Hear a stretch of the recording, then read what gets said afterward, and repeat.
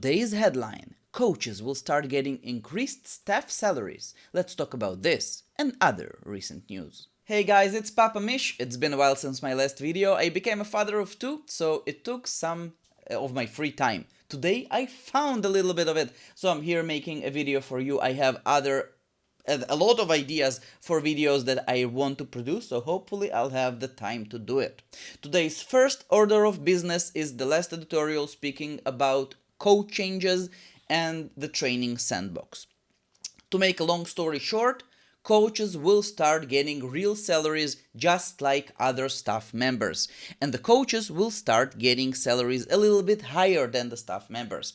A level 5 staff member will be compatible to an excellent coach. Level 4 staff member will be compatible to a solid coach. Just for an example, let's say my level 5 assistant coach is getting 16,000 for a long-term contract. So I'm guessing the excellent coach will be getting a salary of about 20,000 per week. If I'll take a short-term contract, the coach will be getting much higher salary. Why should people take coaches for, let's say, short-term contracts? Maybe if they want to play with the option of them being offensive, defensive, I don't know.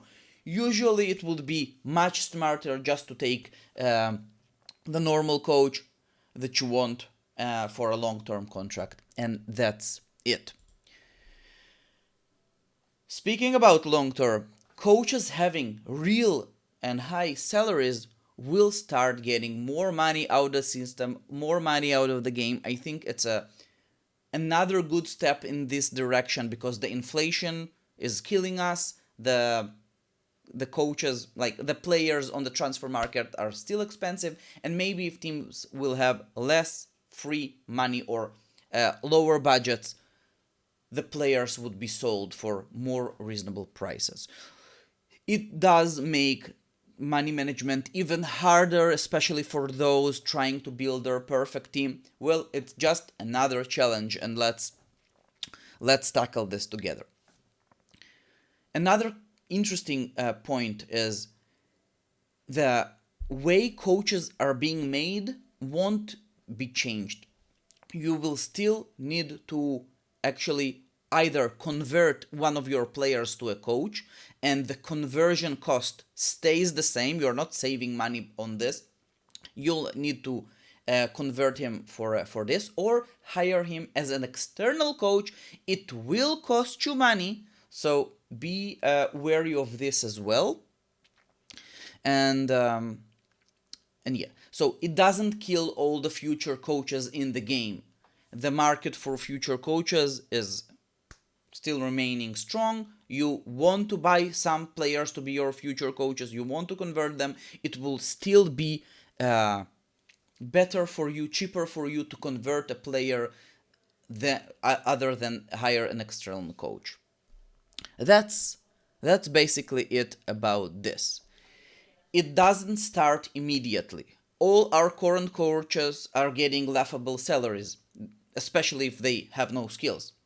And the new mechanism for hiring players will be introduced in the off-season, which is June, about 2 months. But even if you will hire the coach from the new mechanism, you'll still, for the next season, will be paying him all the laughable salaries. And the salary change will only take place in October, in a season and a half, so we have time to prepare for this. Another thing that Johan is suggesting everyone is, guys, we are saying this is about to happen, and you can plan for this. If you hire a coach before the new system takes place in October, even if you do it a day before the system takes place, you will be paying the low salaries for the current coach until you will need to change him. So plan ahead. It's much better to get a new coach within the next season and a half than appoint a new one in 2 seasons. Appointing new one in 2 seasons, it's like, okay, I want to throw money because I want to spend a lot of money on my new coach salary. You could have the same thing if you're appointing him in a season or a season and a half just before the change takes place. Another thing they want to show us is on the training page. Now we have this nice sandbox. Wait a second, I want to show it again here. Training page, sandbox, we could click on this, and now we could actually also play with all the variables, including the trainer skill. So the total training efficiency, the maximum training efficiency you could have, is if you have only 10% stamina share, 100% training intensity, excellent coach, and 10 levels of assistant coaches. This is 100%. If you are dropping one level in trainer coach, the total training efficiency will drop to 92%. It doesn't mean that the